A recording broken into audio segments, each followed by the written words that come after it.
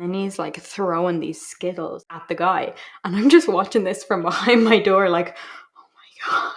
Ooh, drama.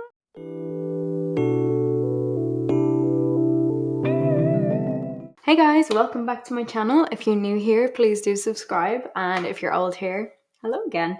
You're probably thinking, Kate, why isn't the title of this video like a murderous, mystery, scary, creepy serial killer type of thing? And that is because basically I just feel like right now in the world there's just so much heavy negative stuff going on, and I was like, you know what? All the negativity is kind of bogging me down a little bit. So I was like, do you know what? I'm gonna just do something a bit more lighthearted. I obviously haven't got a massive YouTube channel or anything, so I'm not worried about letting you down. But you know what? You might even find this a bit entertaining, particularly because I got like 3 seconds sleep last night, and it's just gonna be like, we can all just laugh at my misfortune together. This is basically about kind of an ongoing thing that happened when I was in Australia last year. So for anyone who doesn't know, I lived in Australia for pretty much all of 2019, like from the 1st of February 2019 to like the end of January this year. And I kind of moved around, and like I lived in a couple of different cities, but the place I spent the most time was the Gold Coast.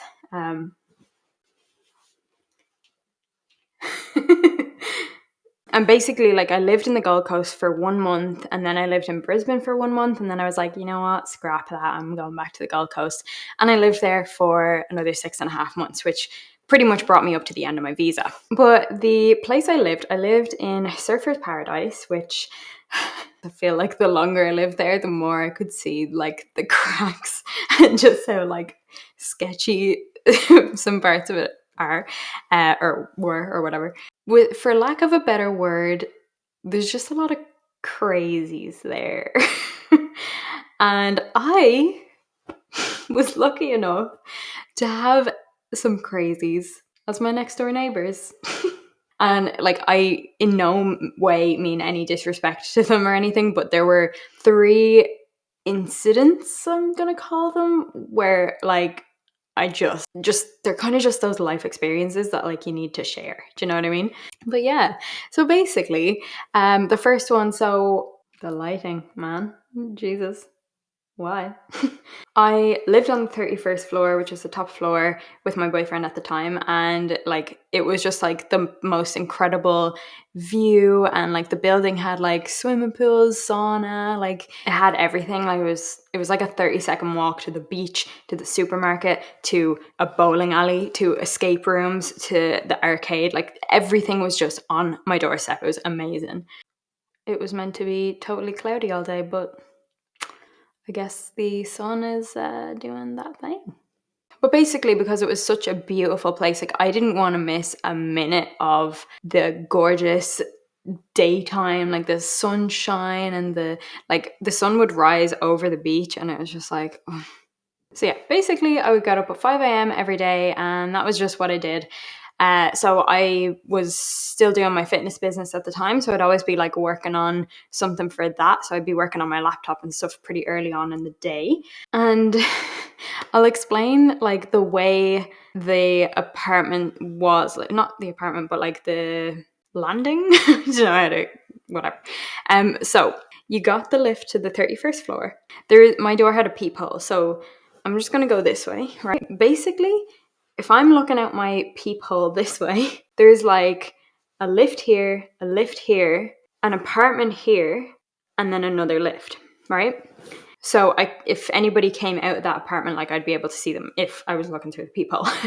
In that apartment, I swear there were like 15 people that lived there. At least 4 or 5 of them were like always drunk. No matter what time of the day it was, could have been first thing in the morning, could have been the last thing at night, middle of the day, whatever. They were always drunk, and like they were that kind of swaying drunk. They had really strong Aussie accents, and they were also really drunk, so it was hard to know what they were saying a lot of the time.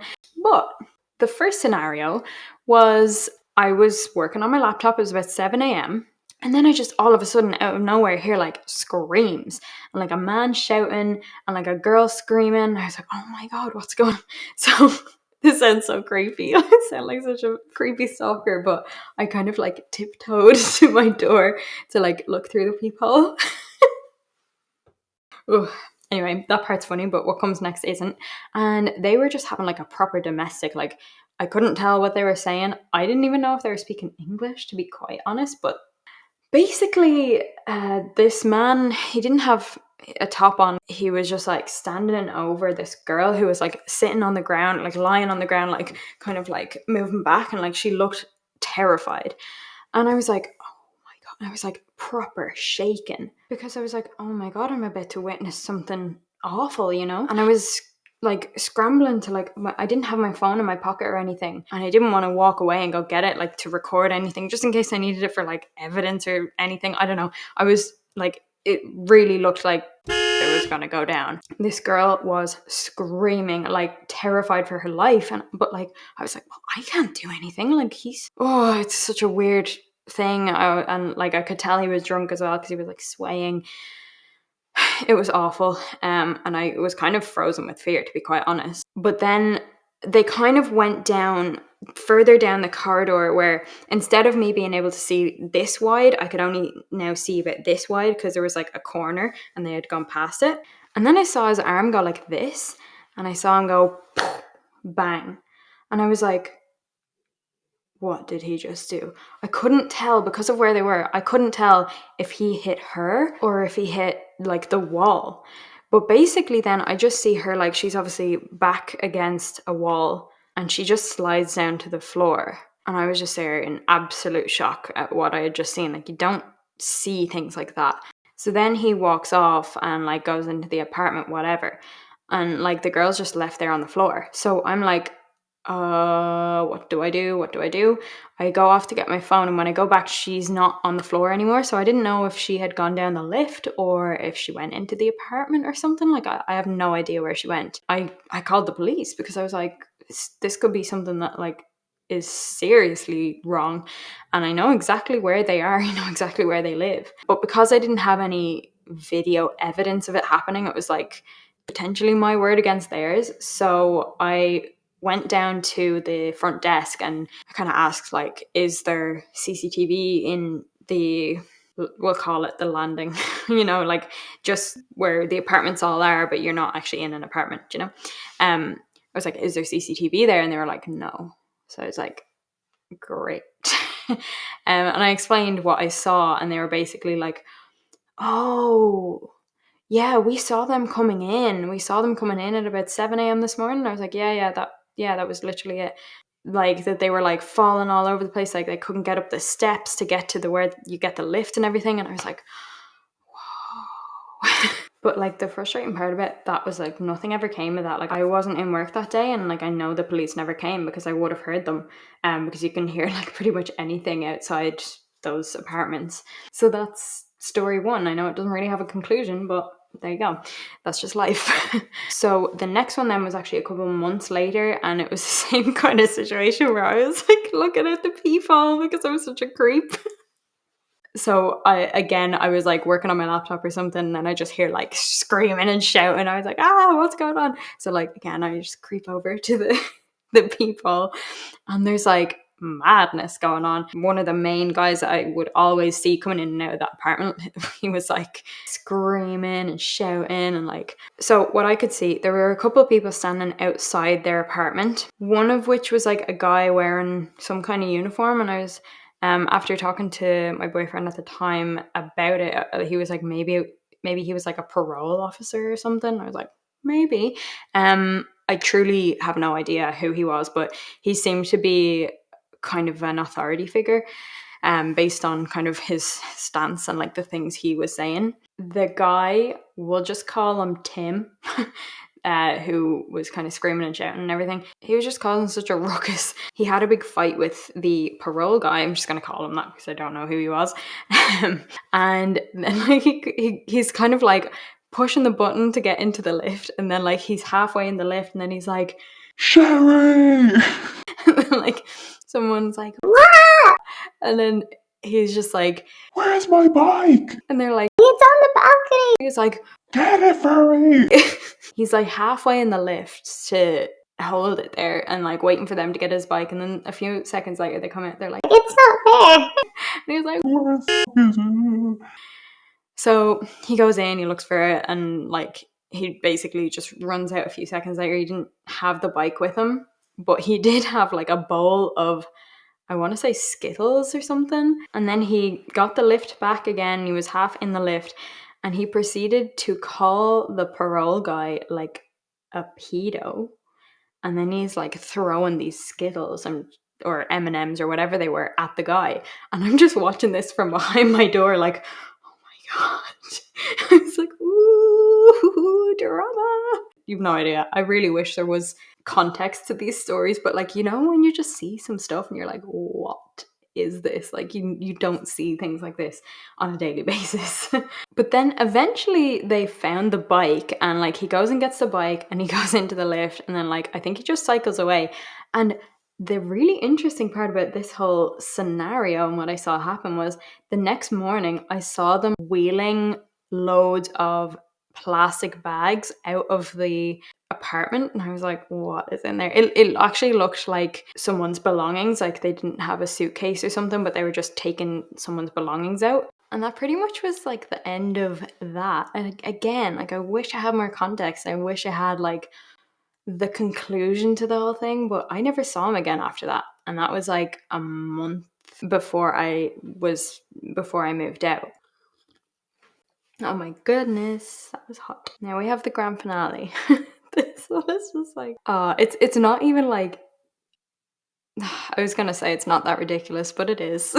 I can't deny that. So I'll set the scene for you. It was only like a couple of days before Christmas 2019, and obviously at this point I had been away from home for 11 months, and I was going to be home in less than a month. So, just a little bit over a month. Like a month basically. So I couldn't see any of my family for Christmas. So like I just really missed them. And I had a feeling that my mom was going to send me something. Just like a little box of goodies and like just bits and bobs. So one of the days I went down to check the post, and our letterbox was in the basement of our building. So when I went down, two of the guys from the infamous apartment were like, well, one of them was standing with like Jack Daniel's can in his hand, and then the other one was like on the ground. Sorry. The other one was on the ground like this, like as if he was looking under the door to his own apartment. And I was, in my head I was like, because if you'll remember, there were two lifts and then their apartment and then another lift. So I was like, please let me have one of the two lifts so I don't have to walk like directly past them. And luckily I did get one of those lifts. So I went down anyway to the basement, and I got the slip that was like, oh, you have a gift. You've got something in the post office waiting for you. So I was like, I went over, handed in I got the parcel, and I was so excited. I literally was walking across the street, like couldn't wipe the smile off my face. I was just like, I miss my family and everything. So when I was in the lift on the way back up, I was like, oh God, I hope they're not still there. And then I was like, no, I was in the third lift. So the one that was on their own. So if they were still there, I was going to have to walk directly past them. And like, I just didn't want the awkwardness or like them to say anything to me. So I was like holding this parcel. I was like, oh God, please tell me they're gone in. And lo and behold, they were still there. And your man was still on the ground, and the other guy was like leaning against the wall. And this was at like 11 in the morning, and yeah, they were quite drunk. I basically, when the door opened, I kept my head down. I saw they were there, but I walked just straight over to my apartment, and then all I hear is, hey. But like he's trying to get my attention, and I was like, oh no. So I turned around, I was like, hey, what's up? And he's like, oh, I left my keys somewhere, and he's basically telling me this story about how he lost his keys somewhere in the building, and someone picked them up and basically broke into their apartment, and like they were looking under the door and they could see people walking around. And like in my head I was like, but you live with like 15 people, like it could be anyone. It could be someone that you just live with. But he was like proper freaking out, and I can't remember what he initially asked me to do, but I definitely remember the second thing he asked me to do. Sorry. So to give you an idea, in my apartment, we had 2 balconies, one off the bedroom, which was just, half a balcony really, and then like a proper balcony outside like the living room. The apartments went like this in terms of the shape of the building. So if I was sitting on the balcony here, their kitchen window was like right here. So they could see me if I was sitting on my balcony. Only if they were standing at their kitchen window, obviously, like at their sink. So they're not going to do that all the time. There were railings on my balcony going to like here. There was like a platform where there were no railings and basically went around the corner to where there were railings for their balcony, if that makes sense. I hope that does make sense.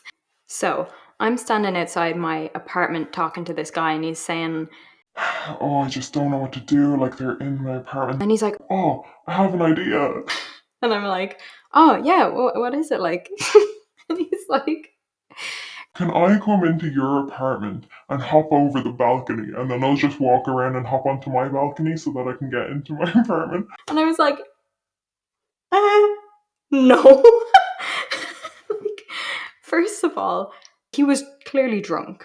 It would be because of me if he fell off. Remember now, we're on the 31st floor, so he's not surviving that fall. If he drunkenly walks and stumbles or misses his footing even a little bit and falls off, I was like, no way. But also, I was just like, oh, you're a stranger and I don't want you coming into my apartment.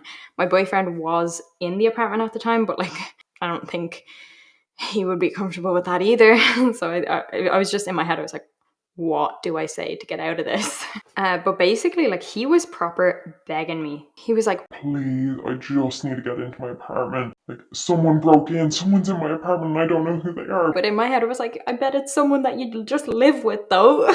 But at the same time, I was like, first of all, I don't want to let him into my apartment, period. I don't want to let him hop over the balcony and walk on this unguarded part drunk to get to his apartment. I also don't just want to turn around and say no and then try and go into my apartment, because he was only standing like less than a meter away from me.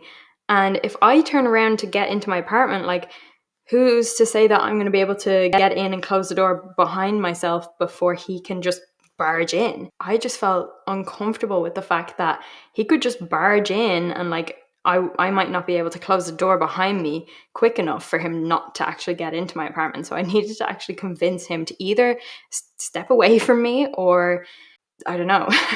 But I was trying to tell him, you know what, like, if you think someone's broken into your apartment, maybe you should call the police. I was like, I don't want to be getting involved here. Like, it's nothing to do with me. If you really think someone's broken into your apartment, like, maybe you should call the police. And he was like, "Oh, no, the police. I hate the police." basically giving all these excuses. And I was like, why'd you hate the police so much? You know? And then another part that really unsettled me was while he was talking about how much he hated the police, he pointed at my apartment behind me and he said, "Well, I remember there was a girl living in there, and someone broke in and assaulted her, and she was crying, and she called the police, and they never came, and nothing ever happened." and like, this was after that whole domestic dispute that I had witnessed and when I called the police. So I was like, is he talking about that or something? Like, did he get, but like, how would he know if I called the police? But he wasn't talking about that. Basically, he was saying the girl that lived there before me was just going about her day and someone broke in and assaulted her and like stole a couple of things. And I was like, in my head, I was like, oh my God. You're telling me that like my apartment isn't that secure? And I've been living in here for 5.5 months already? I was like, but also, I did just want to say that I don't know how accurate this information is because it's coming from a constantly drunk guy. So, yeah, I did just want to say that. But long story short, eventually he decided that he wasn't going to get anywhere trying to ask me to get into my apartment and hop over the balcony. So, just like, sounds so ridiculous even saying that, but So he continues like looking under the door, and then he stands up and he like starts kicking his own door and like trying to kick the door down. And I was like, right, well, good luck. This is my cue to go. And I was like, yeah, you know, like I really hope you get in and I hope everything's okay, but bye. And I just turned around and go into my apartment, and I just went in and I was like,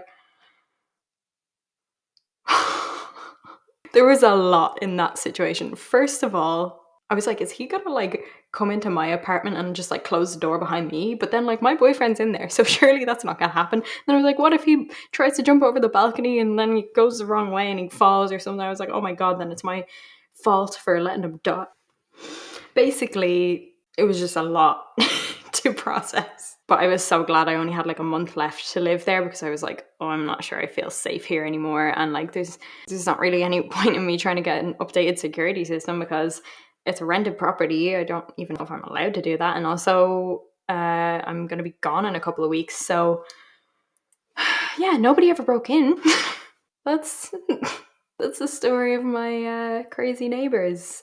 Uh, and obviously, it's a very different type of video. If you enjoyed it, please let me know.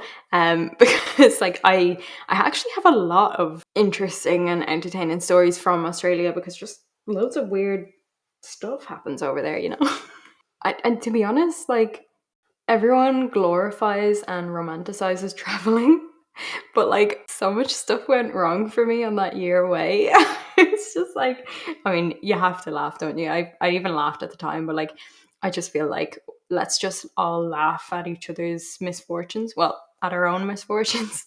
Maybe not each other's, that might be considered bullying. But I just wanted to like do something a bit more lighthearted, and maybe I'll put a smile on your face at some point during this video, in which case that's all I wanted.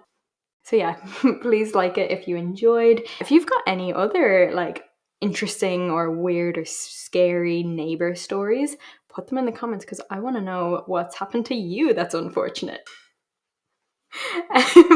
Hopefully this brightened your day a little bit, and I also apologize for the lighting yet again. It was an absolute nightmare, and I hope I didn't get too annoyed at it this time. I'll be back with true crime videos next week. If you have any case suggestions, I've got case suggestion form in the description. Here is my Instagram, KatePhilpott_YT. I'm not on there a whole lot, but I'm trying. So go follow me on there. And yeah, thanks so much for watching, and I'll see you in the next one. Bye.